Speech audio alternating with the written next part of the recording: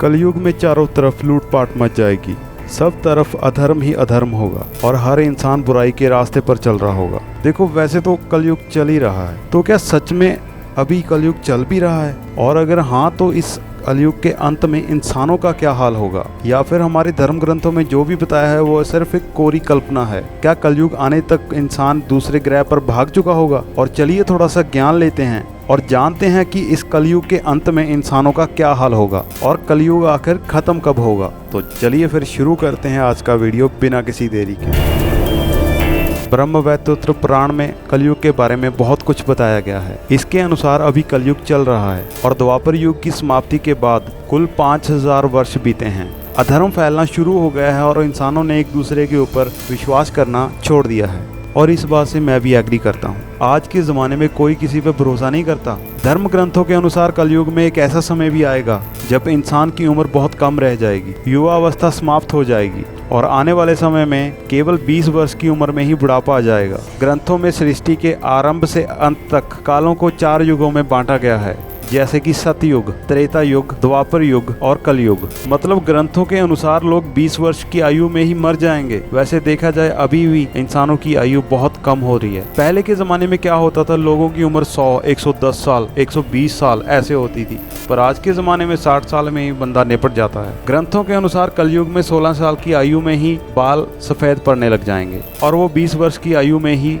बूढ़े हो जाएंगे। आज के समय में इंसानों की औसत आयु बहुत कम हो गई है। लोग 60 से 70 वर्ष के बीच में ही बूढ़े हो जाते हैं और भविष्य में मनुष्य की औसत आयु में और ज्यादा कमी आने की आशंका है। और जिस तरीके से ये बीमारियां फैल रही हैं और आज के जमाने में लोगों को वो बीमारियां हो रही हैं जो बुढ़ापे में हुआ करती थी। 40 की एज में तो लोगों को हार्ट अटैक आने लगे हैं। पुराणों की माने तो कलयुग की अवधि 1200 दिव्य वर्ष है। मनुष्य के 30 वर्ष के बराबर देवों का 1 महीना होता है। मतलब 1200 दिव्य वर्ष करीब 4,32,000 सालों के बराबर है, जिसमें से केवल 5,122 वर्ष ही पूरे हुए हैं। इसका मतलब ये हुआ कि अभी भी 4,26,878 साल बाकी हैं। ये कुछ ज्यादा नहीं हो गया? इसका मतलब तो बहुत समय लग जाएगा कलयुग खत्म होने में, या शायद इससे भी ज्यादा। और अब बात करते हैं कलयुग के अंत की। सतयुग से लेकर अभी तक धर्म में 4 से 3 परतें समाप्त हो चुकी हैं और बची हुई केवल 1 परत ही हमारी रक्षा कर रही है। काली महिमा के अनुसार कलयुग में मनुष्यों की औसत आयु घटकर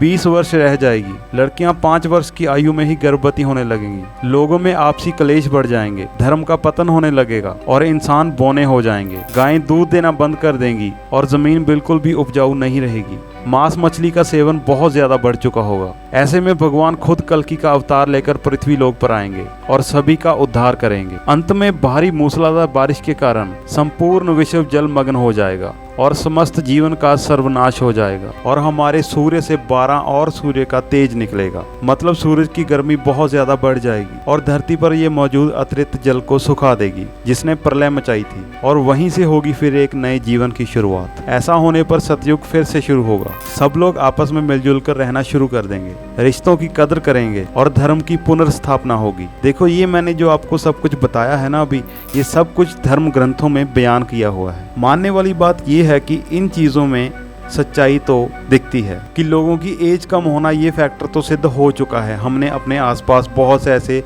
इंसिडेंट्स देखे होंगे और डेफिनेटली हमारी जो ज़मीन है वो भी उपजाऊ नहीं रह गई है क्योंकि हम इतना ज़्यादा फर्टिलाइज़र यूज़ कर रहे हैं, इतना ज़्यादा केमिकल यूज़ कर रहे हैं। आज के समय में केमिकल के बिना फसलें उग ही नहीं सकती और आने वाले टाइम में जब आबादी इतनी ज़्यादा बढ़ जाएगी, भैया लोगों के पास खेती करने के लिए ज़मीन ही नहीं बचेगी और जो थोड़ी बहुत ज़मीन बची भी होगी और भाई वहाँ पर इतना केमिकल और रेडिएशन हो चुका होगा कि वहाँ पर कुछ भी नहीं उग पाएगा। यहाँ पर जो एक भारी मूसलाधार बारिश की बात की गई है ये ग्लोबल वार्मिंग के असर को दिखाती है। मतलब कि हम जब इतना पॉल्यूशन फैला चुके होंगे, ओजोन लेयर को खत्म कर चुके होंगे, तब ग्लोबल वार्मिंग की वजह से जो ग्लेशियर पिघल जाएंगे उससे बहुत ज़्यादा पानी का लेवल बढ़ जाएगा और जो समुद्र के किनारे रहने वाले लोग हैं उनकी जगह पूरी तरीके से डूब चुकी होगी। शायद इसी चीज़ को थोड़े अलग तरीके से हमारे ग्रंथों में बयान किया हुआ है। ये भी हो सकता है कि इंसान साइंस में इतनी तरक्की कर ले कि इस कंडीशन तक आते आते कुछ लोग इस धरती को छोड़कर दूसरे ग्रह पर रहने लग जाएं, या हो सकता है कि वो टेम्परेली स्पेस में रहना शुरू कर दे जब तक धरती का माहौल ठीक नहीं हो जाता। जो लोग धरती पर रहते हुए बच जाएंगे वो लोग धरती के ही प्राणी रहेंगे, लेकिन वो इंसान जो स्पेस से लौट कर आएगा तो लोग उसे एलियन का नाम देंगे और शायद लोग उन्हें देवता भी समझने लगे। और शायद यही इस थ्योरी का एक आधार हो सकता है कि क्या हमारे भगवान एलियन थे। आपको क्या लगता है कि सतयुग की शुरुआत किसी दूसरे ग्रह या एलियन शिप से हो सकती है? कमेंट में हमें ज़रूर बताइए आपको क्या लगता है। और क्या पता इंसान का इस धरती को छोड़ के चले जाना भगवान ने पहले से ही तय करके रखा हो। अगर आप ग्रंथों को पढ़ेंगे तो आपको पता चलेगा कि इन बातों में कुछ ना कुछ सच्चाई तो ज़रूर होती है। अगर आपको हमारा ये वीडियो पसंद आया है तो इसे लाइक और शेयर ज़रूर कीजिएगा और हमारे YouTube चैनल एडवर्ड फैक्ट को सब्सक्राइब और बगल वाली घंटी दबाना मत भूलना।